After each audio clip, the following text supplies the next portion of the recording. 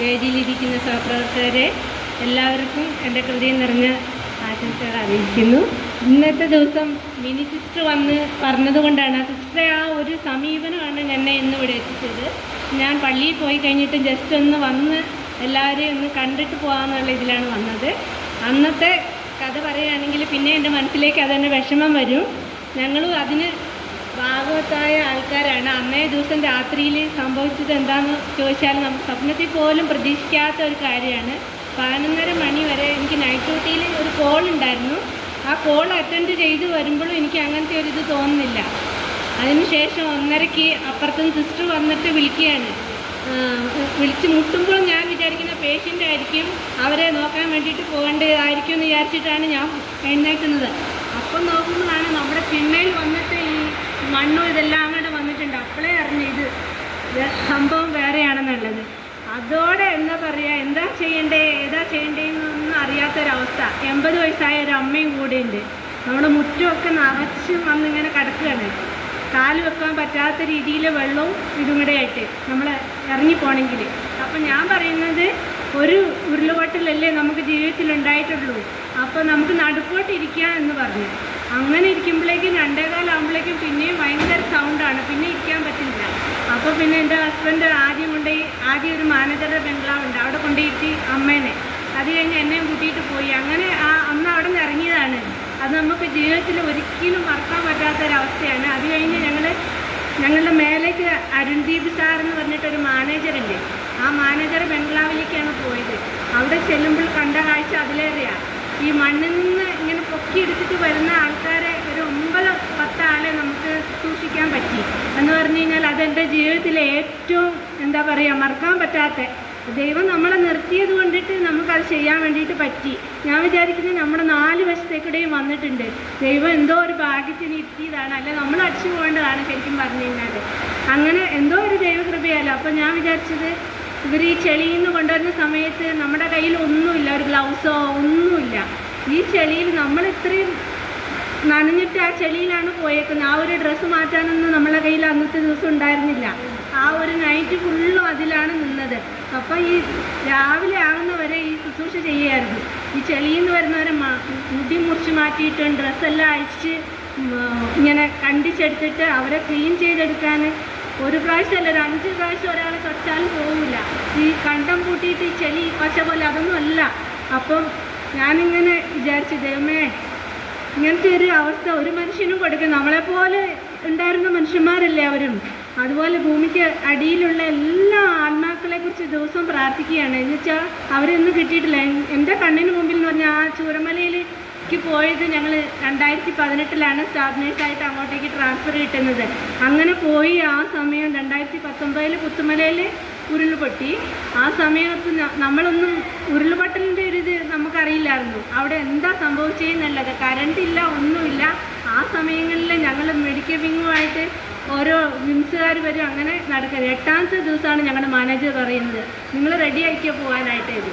അന്ന് പോകുമ്പോഴാണ് ഈ അവസ്ഥയാണ് അവിടെ എന്നുള്ളത് അന്ന് കാണുന്നത്. അതേപോലെ തന്നെയാണ് ഇന്ന് സംഭവിച്ചത്. പക്ഷേ നമ്മൾ എന്താ പറയുക, ഉറ്റവരും ഉടയവരും എന്ന് പറഞ്ഞാൽ ഞങ്ങളുടെ സഹപ്രവർത്തകർ എന്ന് പറഞ്ഞാൽ ആ ചൂരൽമലയ്ക്ക് നമ്മളെ ആ ഹോസ്പിറ്റൽ മതി എല്ലാവർക്കും. നമ്മളൊരു കുറച്ചൊരു മരുന്ന് കൊടുത്ത് അവർക്കത് മതി. അല്ലാതെ മേപ്പാടിക്ക് എത്തണം അവർക്ക് വേറെ ഒരു മരുന്ന് വാങ്ങാൻ പോകണമെങ്കിൽ. അങ്ങനെ ആയിക്കൊണ്ട് നമ്മുടെ വർക്കേഴ്സ് എന്നല്ല, നമ്മുടെ പ്രൈവറ്റ് ആൾക്കാരായാലും എല്ലാവരും നമ്മളെ ഒരു സഹപ്രവർത്തകരെ പോലെയാണ് അവിടെ ഉണ്ടായിരുന്നത്, ഉണ്ണി സാറ് പറഞ്ഞ പോലെ. അപ്പം ഫസ്റ്റിൽ ഞാൻ പോയ സമയത്ത് ഞാൻ വിചാരിച്ച ഈശ്വരൻ, ഞാൻ മൂപ്പനാട് 13 വർഷം നിന്നിട്ടാണ് പോയത്. പിന്നെ ചൂരമലയിലേക്ക് പോയപ്പോൾ ഞാൻ വിചാരിച്ച ഈശോയെ, ഞാനിവിടെ എങ്ങനെയൊക്കെ നിൽക്കുമെന്നുള്ളത് എനിക്കറിയില്ലല്ലോ എന്ന്. പിന്നെ ഒരു കുറച്ച് സമയം കൊണ്ട് തന്നെ എല്ലാവരുമായിട്ട് നല്ല അറ്റാച്ച്മെൻ്റ് ആകാനും അവരുമായിട്ട് കൂടെ നിന്ന് മിങ്കിൾ ചെയ്യാനും ഒക്കെ പറ്റി. ഈ അന്നത്തെ ദിവസം ഞങ്ങൾ 9-10 ആളെ, അതിലൊരാളുടെ മുഖം ഇങ്ങനെ പൊളിഞ്ഞു പോയിട്ടുണ്ട്, അത് കാണാനേ പറ്റുന്നുണ്ട്. അത് ആരാണെന്ന് എനിക്കും അറിയില്ലായിരുന്നു. പിന്നെയാണ് ഞാൻ പോയിട്ട് നോക്കുമ്പോൾ ഇവിടെ പ്രൈവറ്റായിട്ടുണ്ടായിരുന്ന ഒരാളാണെന്ന് മനസ്സിലാക്കിയത്. അപ്പോൾ അതിൻ്റെ ഇങ്ങനെ പൊളിഞ്ഞ് നിന്നുകൊണ്ടിട്ട് എന്താ പറയുക, നമുക്ക് കണ്ടിട്ട് അവരൊന്നും അപ്പുറം കടത്തി വിടാനും പറ്റുന്നില്ല, പാലമില്ലാത്ത കാരണം. അങ്ങനെ ഒത്തിരി ദുരിതമായിരുന്നു. പിന്നെ വേറൊരു കുട്ടിയുടെ കാല് ഫ്രാക്ചർ, മൂക്കിന് ഇഞ്ചുറി ആയിട്ട് കണ്ണ് തുറക്കാൻ പറ്റുന്നില്ല, വേറൊരു കേസും ഫ്രാക്ചറായിട്ട്. ബാക്കിയൊക്കെ ഇങ്ങനെ മൊത്തത്തിൽ കോറിയിട്ടും മുറിവായിട്ടും ഉള്ളതായിരുന്നു. ഈ 2 കേസും 3 കേസാണ് എമർജൻസി ആയിട്ടുണ്ടായിരുന്നത്. അപ്പോൾ പിന്നെ ഈ പാലും ഇല്ലാത്ത കാരണം അപ്പുറത്തേക്ക് കടത്തി വിടാൻ നമുക്ക് ഒരു മാർഗ്ഗവുമില്ല.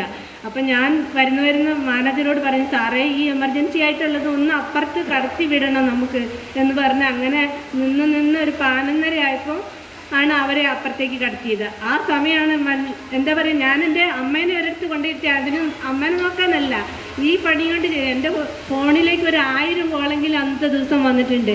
അതെവിടെയോ കിടക്കുകയാണ് ഫോണ്.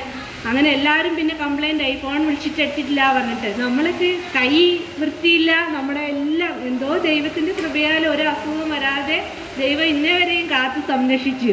അതുപോലെ നമുക്ക് അത്രയും ആൾക്കാരെ സൂക്ഷിക്കാനായി എന്നുള്ളത് എൻ്റെ മെഡിക്കൽ ജീവിതത്തിലെ ഏറ്റവും വലിയൊരു, എനിക്ക് മറക്കാൻ പറ്റാത്തൊരു ഇതാണ് ദൈവം തന്നത്. ആ ഒരു അവസരം എനിക്ക് പ്രയോജനപ്പെടുത്താൻ ഞാൻ മാക്സിമം ചെയ്തു. പിന്നെ ഞങ്ങൾ തിരിച്ചു വരുന്ന സമയം എന്ന് പറഞ്ഞാൽ ഈ പാലം ഒരു തടി ഇട്ടിട്ടുള്ള പാലാണ്. അമ്മയാണ് പറയും എനിക്കിപ്പോൾ അറ്റാക്ക് വരും, ഞാൻ ഇപ്പോൾ പോകുമെന്ന് പറഞ്ഞിട്ട്. നടക്കാൻ പറ്റുന്നില്ല, ഓരോരുത്തർ കാല് വെക്കുന്നതനുസരിച്ച് കാല് താന്നാന്ന് പോവുകയാണ്. അപ്പോൾ പിന്നെ എന്താ ചെയ്യുക അമ്മ എന്ന് പറഞ്ഞിട്ട് പിന്നെ അമ്മേനെ സ്ട്രക്ചറിലേക്ക് അവർ കയറ്റി. പിന്നെ അവരെയൊക്കെ സമ്മതിച്ചു കൊടുക്കണം. എങ്ങനെയൊക്കെയാണെന്ന് പറഞ്ഞാൽ സ്ട്രക്ചർ എന്ന് പറഞ്ഞാൽ ഒരാൾ കൊണ്ടുപോകല്ല, അങ്ങനെ കൈമാറി അങ്ങനെ ഈ അത്രയും ദൂരം ഈ പാലത്തിനുണ്ടായിരുന്നു എന്നുള്ളത് നമ്മൾ അന്നാണ് ചിന്തിക്കുന്നത്. എന്താ പറയുക, ദൈവകൃപയാൽ ഒരു കുഴപ്പമില്ലാതെ ഇന്നേ വരെയും ദൈവം നടത്തി, ഒരു രോഗമില്ലാതെ. എന്നുവെച്ചാൽ അന്നത്തെ ആ രാത്രിയിലിട്ട ഡ്രസ്സ് പിറ്റേ ദിവസം വൈകുന്നേരം 7:30 വന്നിട്ടാണ് ആ ഡ്രസ്സ് ചേഞ്ച് ചെയ്യുന്നത്. അതുവരെയും ഈ നനഞ്ഞ ഡ്രസ്സ് ഇട്ടിട്ടാണ് നിന്നിരുന്നത്. അയ്യോ, അതൊന്നും ഓർക്കുമ്പോൾ പുറകോട്ട് ചിന്തിക്കുമ്പോൾ നമുക്ക് എന്താ പറയുക, ഒരു വിധത്തിൽ ആത്മാഭിമാനവും ഉണ്ട്. എന്താ പറയുക, ദൈവം തന്നൊരവസരം എല്ലാവർക്കും വേണ്ടി പ്രയോഗിക്കാൻ എനിക്ക് സാധിച്ചു. സർവേശ്വരന് ഇനി അതിനുള്ള അതുപോലെയുള്ളൊരു അവസരം തരല്ലേ എന്ന് പ്രാർത്ഥിക്കുന്നുണ്ട്. ദൈവമേ, മഴ വരുമ്പോൾ പേടിയാണ്. ഇപ്പോൾ സത്യം പറഞ്ഞു കഴിഞ്ഞാൽ നമ്മുടെ ജോലിയിലായാലും എന്താ പറയുക, ഓരോ സമയത്ത് ട്രാൻസ്ഫർ വരുമ്പോൾ പോകാതിരിക്കാൻ പറ്റില്ല, അങ്ങനെയുണ്ട്.